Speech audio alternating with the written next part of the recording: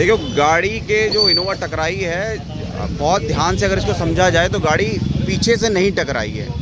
जैसे कुछ लोग कह रहे हैं पीछे से टकराई, कुछ लोग कह रहे हैं आगे से टकराई। गाड़ी आगे से यहाँ पर टकराई है, जो हमें लग रहा है गाड़ी की पोजीशन देख के। इनोवा यहाँ टकराई है, यहाँ से टकरा के यहाँ से निकलनी शुरू हुई है ट्रक के नीचे से, इस तरफ से। एक मिनट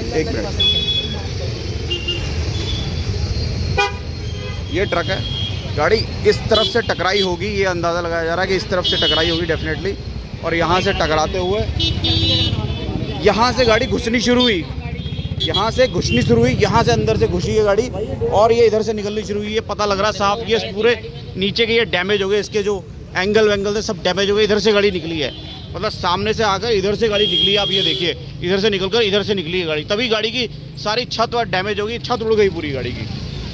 ये रहा होगा, बिल्कुल ऐसा ही रहा होगा कि आगे से गाड़ी टकराई, ये पूरा डैमेज कर दिया ट्रक का।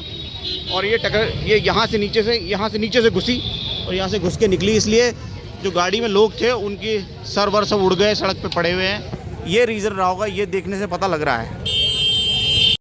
ये वो गाड़ी है जो ट्रक से टकराई है, ट्रक बाहर खड़ा है। ये कैंट थाना है, कैंट थाने के बाहर ट्रक खड़ा है और ये पहले ट्रक से टकराई, फिर पेड़ से टकराई। मैं तो खाना खाने जा रखा हूँ। इनोवा गाड़ी है ये, इसके एयर बैग भी खुले हैं।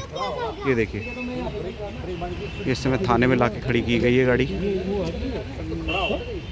ये देखिए,